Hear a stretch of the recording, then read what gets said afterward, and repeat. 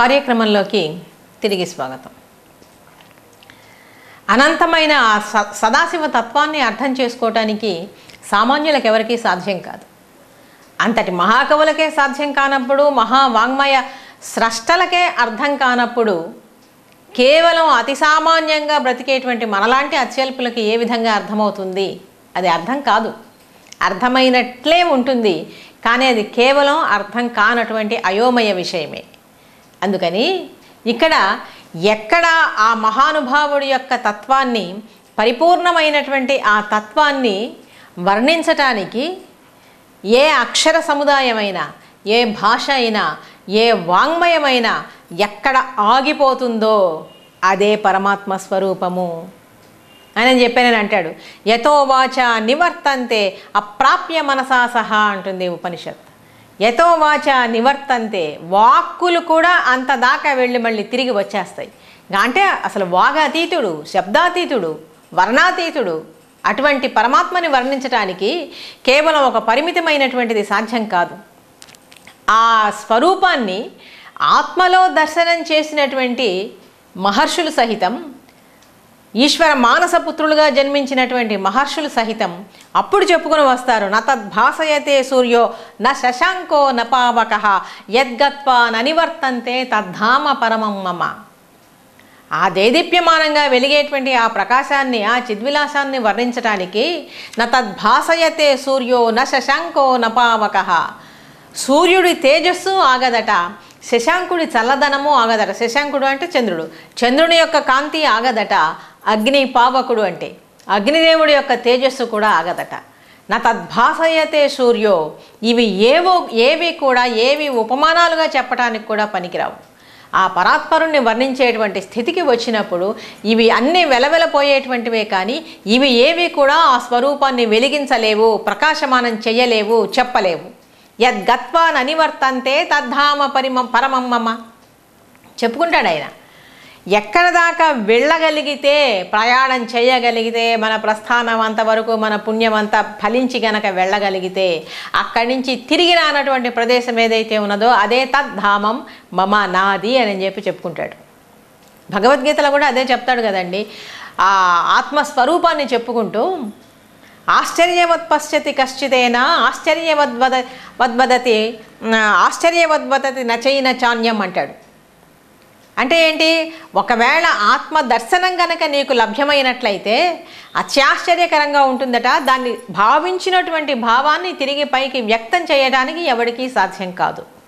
ఆత్మస్వరూపుడైనటువంటి అంతర్యామిగా ఉండేటువంటి పరమాత్మ దర్శనం అనేటువంటిది అంత దుర్లభమైనటువంటి విషయం. కేవలం ఒక మానుష్య జన్మలోనే మనకి తెలిసినటువంటి ఒక పరిమితమైన జ్ఞానంలోనే, ఒక పరిమితమైనటువంటి భాషలోనే, ఒక పరిమితమైన వర్ణ సమామ్నాయమే అనంత రూపుడైనటువంటి విశ్వం మొత్తాన్ని కూడా తేజస్వంతంగా, భాస్వంతంగా తన కొద్దిపాటి ప్రయత్నం చేతనే ప్రకాశమానం చేయగలుగుతూ ఉండేటువంటి ఆ విశ్వేశ్వరుణ్ణి వర్ణించటానికి ఎవరికి సాధ్యమవుతుందండి? విశ్వప్రకాశునకు వెలియేడలో నేడ శాశ్వతునకు హింప జన్మమక నేడ. విశ్వప్రకాశునకు అన్నమయ్య చెప్తాడు. విశ్వాన్ని మొత్తాన్ని కూడా ప్రకాశింపచేసేటువంటి ఆ మహానుభావుడికి, ఆయన గురించి వర్ణించడానికి, విశ్వేశ్వరుడైనటువంటి ఆ సర్వేశ్వరుణ్ణి వర్ణించేటప్పుడు అసలు ఆయన జన్మ ఉందా, పుట్టుక ఉందా, ఆది ఉందా, మధ్యం ఉందా, అంతం ఉన్నదా, ఏది ఉన్నది? ఏది కూడా సాధ్యం కాదు. వీటన్నిటికీ అధికుడైనటువంటి వాడు, అతీతుడైనటువంటిది పరమాత్మతత్వం. కాబట్టి ఒక పరిమితమైనటువంటి భాషకో, ఒక పరిమితమైనటువంటి అక్షర సముదాయానికో కేవలం మనం లోబడి, ఆహా నీ రూపాన్ని మా పాండిత్యంతో మేము వర్ణించగలిగాము, నీ రూపాన్ని మేము చూడగలిగాము అంటే కాదు. ఇది ఏది కూడా సాధ్యం కాదు అని ఇక్కడ ఒక తన మనస్తత్వాన్ని, తన మనస్సుని సంపూర్ణంగా విప్పి ఆవిష్కరించుకుంటున్నాడండి. ఇక్కడ ఏ అరలు పొరలు దుర్జటి మనస్సులో లేవు.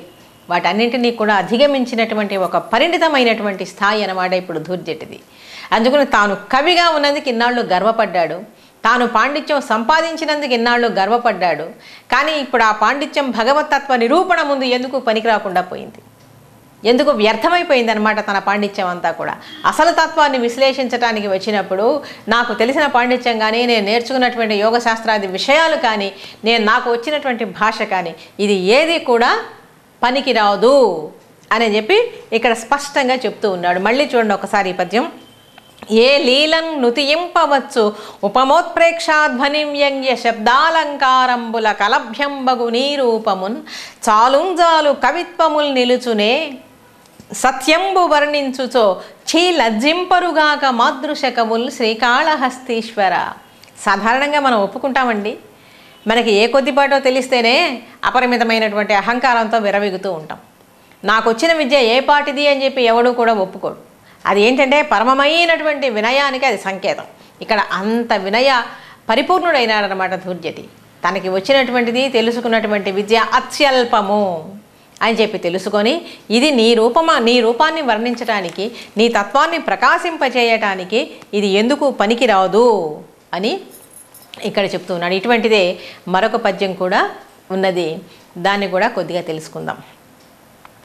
పరిశీలించిది మంత్రతంత్రములు చెప్పన్వింటి సంఖ్యాదియోగ రహస్యంబులు వేదశాస్త్రంబులు వక్కాణించితిన్ శంకవోదు అరయన్ గుమ్మడికాయలోని అవగింజంతైన నమ్మించి సుస్థిర విజ్ఞానము త్రోవ చెప్పగదవే శ్రీకాళహస్తీశ్వర. ఎంత వినయ విధేయతలతో భూమిలోకి వంగిపోయి అడుగుతూ ఉన్నాడో చూడండి. ఇక్కడ ఏదైనా సరే నాకు ఇంత తెలుసు అని చెప్పి నేను అన్నప్పుడు గర్వంతో నిటారుగా నిలబడతాడు. ఏమీ ఒక పెద్ద వృక్షం ఉందనుకోండి, ఆ వృక్షానికి పళ్ళు పూలు ఏమీ ఉండవు, అది శిరస్సు ఎత్తుగా నిలబడుతుంది. కానీ చెట్టు నిండా పళ్ళు పూలు ఉన్నాయనుకోండి, కొమ్మలు వంగి ఉంటాయి ఆ భారానికి. నిజమైనటువంటి వినయం జీవితంలో కూడా అంతే. నిజమైనటువంటి జ్ఞానం గనక నీవు పొందినట్లయితే ఎవ్వడూ కూడా అహంకరించడు. విద్యా దదాతి వినయం వినయాదయాతి పాత్రతాం పాత్రత్వాత్ ధనమాప్నోతి తత ధర్మం ధనాత్ సుఖం. అందుకే లోకంలో ఏం చెప్తారంటే పండితులు, విద్యాదయాతి వినయం వినయాద్యాతి పాత్రతాం పాత్రత్వాత్ ధనమాప్నోతి. విద్య నీకు ఏమివ్వాలి? వినయాన్ని ఇవ్వాలి, కానీ అహంకారాన్ని ఇవ్వకూడదు.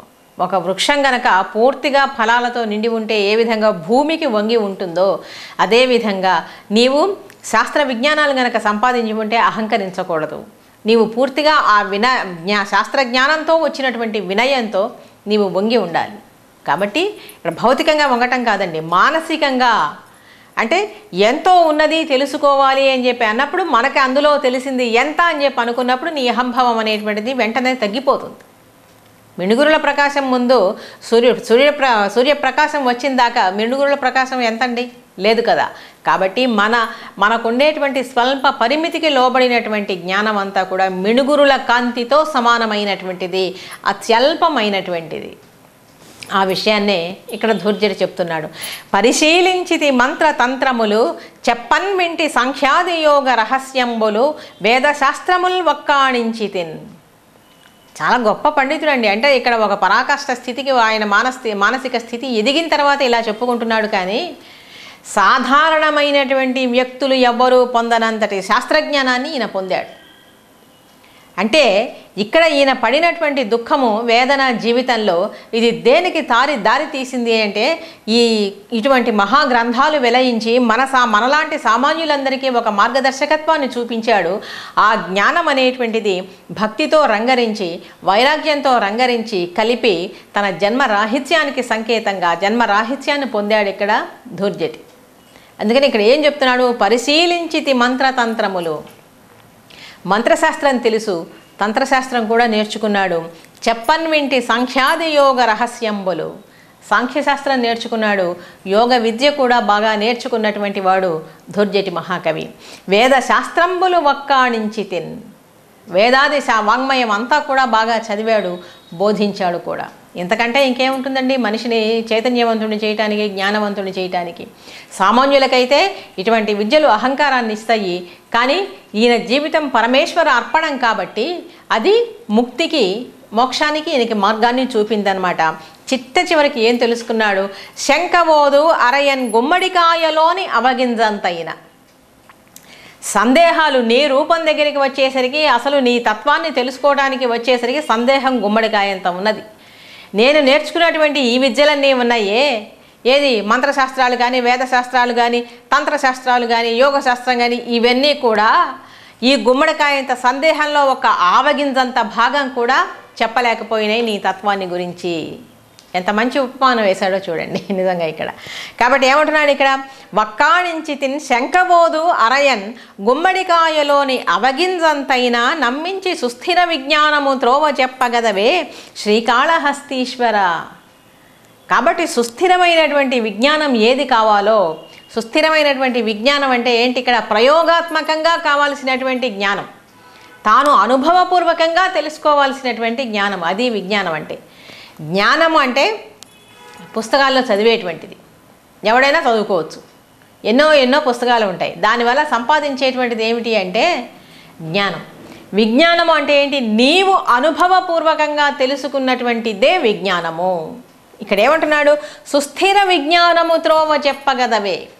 ఏదైనా కానీ అది నీ అనుభూతికి లోబడి ఉన్నప్పుడు, ఇప్పుడు బ్రహ్మతత్వము అనేటువంటిది, పరంబ్రహ్మతత్వము అనేటువంటిది అది నీ అనుభవంలోకి వస్తేనే నీవు భావించగలుగుతావు. ఎదుటివాడు ఎవడో చెప్తే ఎంత చెప్పినా కూడా అది ఎంతవరకు అండి, చాలా కొద్ది మేర మాత్రమే విశదీకరించగలుగుతుంది. కాబట్టి ఎవడి అనుభవం వాడిది. ఇదే ఇంగ్లీష్లో ఒక విషయం చెప్తారు. మతం అంటే ఏంటి, స్పిరిచువాలిటీ అంటే ఏంటి, రిలిజియన్ అంటే ఏంటి, స్పిరిచువాలిటీ అంటే ఏంటి. రిలిజియన్ అనేటువంటిది it is the upper layer of the banana. అరటిపండు మీద ఉండేటువంటి తొక్క ఎటువంటిదో అటువంటిది మతం అంటే. మరి లోపల అరటిపండు ఏంటి అంటే spirituality is the inner part of banana. ఆధ్యాత్మికత అనేటువంటిది ఆ లోపల ఉండేటువంటి పదార్థం అన్నమాట. అది దీనిపైన మతము అనేటువంటి ఆచ్ఛాదన కప్పి ఉంటుంది. మనం ఎంతసేపు ఈ పై పొరలనే చూస్తూ ఉన్నాం, కానీ ఈ పై పొరలన్నింటినీ కూడా తీసి పారేసి లోపల ఉండేటువంటి అసలైనటువంటి తత్వాన్ని పరిగ్రహించే దగ్గర మనం అందరం చాలా వెనుకబడి ఉన్నాం. ఇది వచ్చినటువంటి లోక స్థితి ఇది. కాబట్టి ఇక్కడ ఏం చెప్తున్నాడు, గుమ్మడికాయంత సందేహం ఉన్నదయ్యా నాకు, ఇంకాను ఎన్నో శాస్త్రాలు చదువుకున్నాను, ఎన్నో రహస్యమైనటువంటి నిగూఢార్థబోధకమైనటువంటి యోగ ప్రతిపాదితమైనటువంటి విషయాలన్నీ కూడా నేర్చుకున్నా. పరిశీలించితి మంత్రతంత్రములు చెప్పన్ వింటి సంఖ్యాది యోగ రహస్యంబులు వేదశాస్త్రముల్ వక్కాణించి తిన్ శంగబోధు అరయన్ గుమ్మడికాయలోని అవగింజంతైనా నమ్మించి సుస్థిర విజ్ఞానము త్రోవ చెప్పకదవే శ్రీకాళహస్తీశ్వర. ఎవడి అనుభవంలోకి వచ్చిందే అదే ఆత్మస్వరూపం. ఎవడికై వాడు అనుభవంలోకి తెచ్చుకోవాల్సిందే పరమాత్మ యొక్క స్వరూపం తప్ప ఇది అని వివరించి చెప్పడానికి ఎవ్వడికి సాధ్యం కాదు అని ఇక్కడ ధూర్జటి చెప్పుకుంటూ వస్తున్నాడు. ఒక్కొక్క శాస్త్రం కొద్ది కొద్దిగా మాత్రమే పరమాత్మ తత్వాన్ని ఏమన్నా ఆవిష్కరించగలుగుతుందేమో, కానీ ఏ శాస్త్రం కూడా, ఏ జ్ఞానం కూడా పరమాత్మ యొక్క తత్వాన్ని పూర్తిగా ఇక్కడ ఆవిష్కరించలేదు అని ఇక్కడ ఖచ్చితంగా చెప్తూ ఉన్నాడు. అందుకనే ప్రహ్లాదుడు కూడా భాగవతంలో ఒక మాట అంటాడండి, ఈ పిల్లవాడు పుట్టింది మొదలు అదో రకంగా ఉండేవాడు, మిగిలినటువంటి పిల్లలతో కలిసి ఉండేటువంటి వాడు కాదు. వీడేంటి, వీడికి ఏమైనా బుద్ధిమాంద్యం ఉందా ఏమిటి అని చెప్పి తండ్రి హిరణ్యకశిపుడు ఆస్థాన పురోహితులు చండామార్కుల వారిని రప్పించి, అయ్యా వీడికి కాస్త ఏదైనా చదువు చెప్పించండి, ఏమైనా లోకంలో పడతాడేమో, వీడు రేపు రాజ్య పరిపాలన చేయాల్సినటువంటి బాధ్యత వీడి మీద ఉన్నది, ఇట్లా ఉంటున్నాడేంటి వీడు అని చెప్పి వాళ్ళకి అప్పచెప్తే అక్కడ వెళ్తాడండి, గురుకులంలో వెళ్తాడు ప్రహ్లాదుడు. వెళ్తే మిగిలినటువంటి రాక్షస బాలకులతో కలిసి అభ్యాసం అయితే చేస్తాడు, అన్ని శాస్త్రాలు నేర్చుకుంటాడు. కానీ గురువుగారిని ఇదేమిటి అదేమిటి అని ఏనాడు ఒక్క ప్రశ్న కానీ ఒక్క సందేహం కానీ ఆయనకి రాలేదట. ఎందుకని అనేటువంటి విషయం కొంచెం చర్చించే ముందు ఈ కార్యక్రమంలో మరొక చిన్న విరామం.